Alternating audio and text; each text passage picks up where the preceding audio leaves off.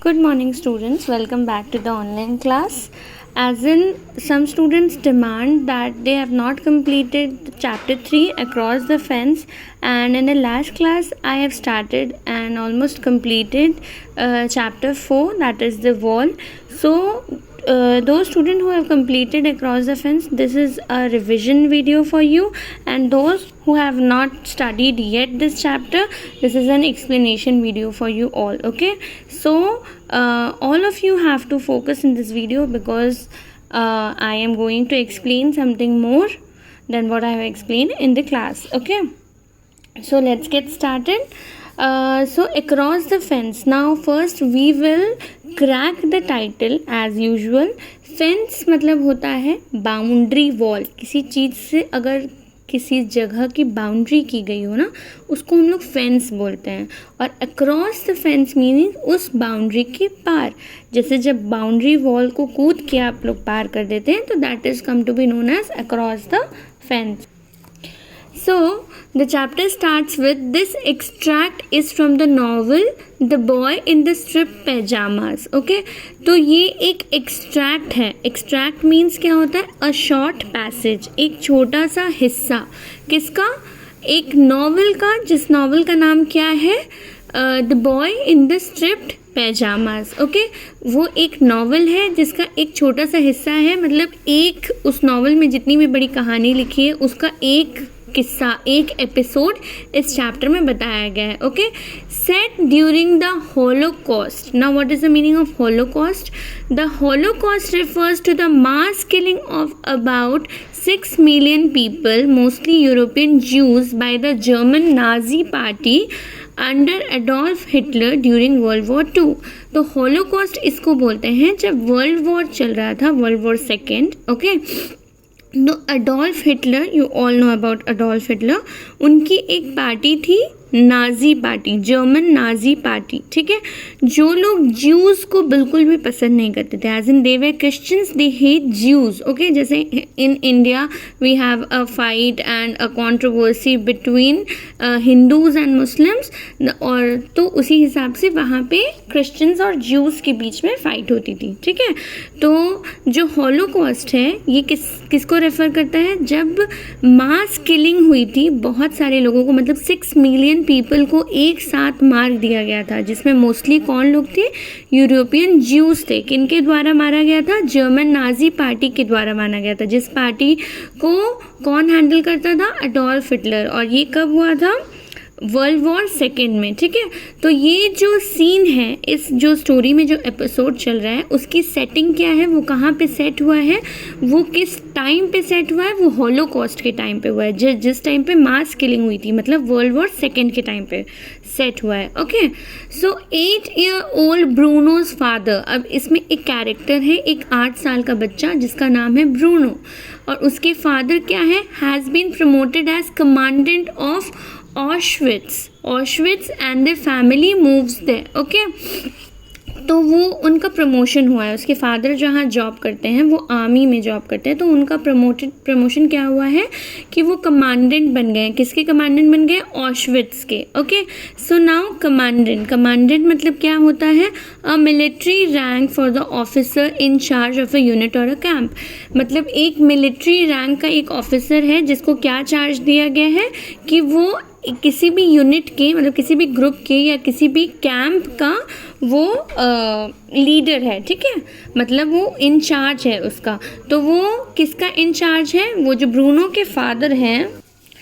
So Bruno's father now is promoted and became commandant of Auschwitz and the family moves there. Okay, और जो उनकी family है उनको वहाँ चले जाना पड़ता है क्योंकि ऑशविट्स एक जगह है जहाँ पे जो कैंप है मिलिट्री का, उसके कमांडेंट वो बने हैं, तो अब फैमिली को उनके साथ मूव करना पड़ रहा है. ठीक है, so this is the background of the story that we are discussing. Okay, from the window of his room at the strange new place. अब ऑशविट्स ब्रूनो के लिए बहुत न्यू प्लेस है, तो वो एक स्ट्रेंज जगह है, तो वो अपने रूम के विंडो से देखता है. Bruno sees people in the distance, दूर खड़े लोगों को देखता है. But a tall fence cuts him off from them, वहाँ पे एक लोहे की फेंस लगी हुई है, जैसे बॉर्डर्स वगैरह में लोहे की तार लगी रहती है ना, उस तरीके की फेंस बनी हुई है, वहाँ पे बॉर्डर बना हुआ है, जिस वजह से उसका जो व्यू है ना वो क्लियर नहीं हो पाता, वो अच्छे से देख नहीं पाता, वो देखना चाहता है लेकिन उसका व्यू कट हो जाता है उस फेंस की वजह से। His father, who tells him they are not really people, says he need not think about them. और उसके फादर उसको झूठ क्या बोलते हैं कि जो लोग तुमको दिखते हैं वो पीपल नहीं है, वो ऐसे ही तुमको भ्रम होता है कि वहाँ लोग हैं, वहाँ पे एक्चुअल में लोग नहीं हैं, जबकि वहाँ पे लोग होते हैं। और वो अपने बेटे को कहते हैं कि तुमको उनके बारे में सोचने की ज़रूरत नहीं है। But Bruno is not convinced, as in Bruno is seeing that there are people, तो वो कन्विंस नहीं होता है इस चीज़ को लेकर, ठीक है। So while exploring his new environment, he meets Shmuel. और जब वो अपने नए environment को explore कर रहा होता है, मतलब जान रहा होता है, और तो वो किससे मिलता है, एक और कैरेक्टर से जिसका नाम है Shmuel. From the other side of the fence, जो कि फेंस के दूसरे साइड में रहता है, वो भी एक छोटा सा बच्चा है जो फेंस के दूसरे साइड में है. Who shares his birthday, जो आके इससे अपना बर्थडे शेयर करता है, ठीक है, but has a very different life, लेकिन उसकी लाइफ ब्रूनो की लाइफ से बहुत डिफरेंट होती है, ठीक है. द बॉयज़ बिकम फ्रेंड्स, लेकिन वो लोग बातचीत करते हैं और वो लोग फ्रेंड्स बन जाते हैं. One day Shmuel asks Bruno to help him find his missing father. अब एक दिन शमुएल अपने फ्रेंड ब्रूनो से कहता है कि my father is missing, so please help me finding him. Okay, so Bruno whose greatest wish is to be an explorer agrees to cross the fence and help Shmuel. अब जो Bruno है उसकी एक बहुत बड़ी विश रहती है to become an explorer, कि वो नई चीज़ों को देखे, उनके बारे में जाने, नई जगह पर जाए. तो ये उसके लिए बहुत बड़ी अपॉर्चुनिटी रहती है कि उसके फादर को ढूंढने के बहाने वो फेंस के उस पार जाएगा, वहाँ के लोगों से मिलेगा, वहाँ की चीज़ों को देखेगा. तो ये उसकी विश पूरी करने के लिए अपॉर्चुनिटी थी, तो वो अग्री कर जाता है, ठीक है. और वो बोलता है कि okay I will cross the fence and I will help you. Okay, so this was the background of the story कि स्टोरी में क्या होने वाला है. शमुएल और ब्रूनो फ्रेंड्स बन जाते हैं. ब्रूनो एक नई जगह में आता है, उसके फादर का प्रमोशन होता है. अब ब्रूनो अग्री करता है कि वो शमुएल के फादर को ढूंढेगा. तो अब आगे क्या? Okay, so the story opens with Shmuel was waiting for Bruno when he arrived. Now Shmuel is out of the fence, means across the fence, so he is waiting for Bruno कि वो कब आता है. For the first time he was not sitting cross-legged on the ground and staring at the dust beneath him. ऐसा पहली बार था कि Shmuel cross legged, you understand the meaning of cross legged. Cross leg ground पे नहीं बैठा था और उसके नीचे जो डस्ट थी, वो जिस डस्ट के ऊपर बैठा था उसको वो स्टेयर नहीं कर रहा था. ऐसा पहली बार हुआ था, क्योंकि वो हमेशा क्रॉस लेग बैठ के अपनी नीचे पड़ी डस्ट को स्टेयर करता रहता था. But this time he was standing leaning against the fence. Now he was standing waiting for Bruno and leaning मतलब उसके सहारे खड़ा हुआ था, taking the support of the fence and standing. Okay, he held out his hands to Bruno, who opened his mouth in delight. अब जैसे वो Bruno को देखता है तो वो अपनी बाहें खोल के उसका स्वागत करता है, ठीक है. और ब्रूनो उसको देख के इतना खुश हो जाता है कि वो अपना मुंह खोलता है out of delight. Okay, open his mouth in delight. Shmuel was carrying a pair of strip pyjama bottoms. Now Shmuel क्या लेकर आया था ब्रूनो के लिए? A pair of striped pyjama, ठीक है. पैजामा थे, एक स्ट्रिप पैजामा टॉप था and a strip cloth cap. एक पैजामा था जिसमें स्ट्राइप प्रिंट्स थे, एक स्ट्राइप पैजामा टॉप था, शर्ट था, और एक स्ट्राइप क्लोथ की कैप थी. Exactly like the one he was wearing, जैसे वो खुद ने उसने पहने हुए थे वैसे सेम कपड़े वो शमुएल के लिए ब्रूनो के लिए लेकर आया था. It didn't look particularly clean, ये ज़्यादा साफ़ कपड़े नहीं थे, but it was a disguise.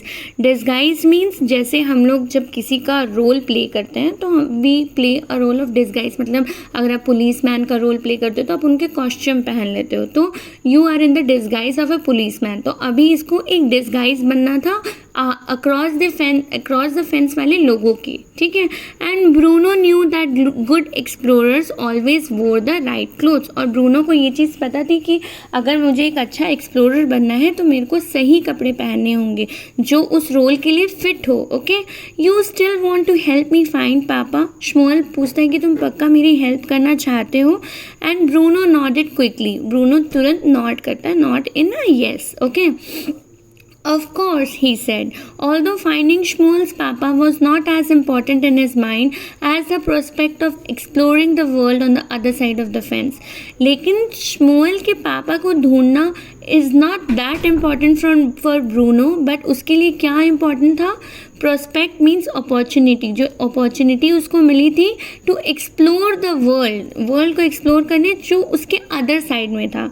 मतलब फेंस के दूसरे साइड में जो दुनिया थी उसको एक्सप्लोर करना चाहता था वो. आई वुडंट लेट यू डाउन. वो बोलता है कि मैं तुम्हारा मतलब तुम्हारे दिल को नहीं तोड़ूंगा, तुम्हारा भरोसा नहीं तोड़ूंगा. I wouldn't let you down and I will find your father. Okay. Shmuel lifted the bottom of the fence off the ground and handed the outfit to Bruno. Shmuel fence को थोड़ा सा नीचे से उठाता है ग्राउंड की तरफ से और ब्रूनो को वो कॉस्ट्यूम पकड़ाता है, ठीक है, outfit. Being particularly careful not to let it touch the muddy ground below. और वो एकदम केयरफुली पकड़ाता है कि वो मडी ग्राउंड को टच ना करे. Okay. So sorry. Thanks said Bruno. Bruno बोलता है thanks, wondering why he hadn't remembered to bring a bag to hold his own clothes in. So Bruno thanks बोलता है और ये सोचता है कि मेरे को एक बैग लेकर आना चाहिए था जिसमें मैं जब चेंज करूँगा तो अपने ओरिजिनल कपड़े उस बैग में डाल सकूँ. Okay. So today will keep it till here and your homework will be to write the word meanings and sentences of the word meanings, and you have to read it till here and try to make understand the background of the story. Okay. And in the next class we are going to continue the story, and if you have any doubt till here you can contact me personally. Thank you.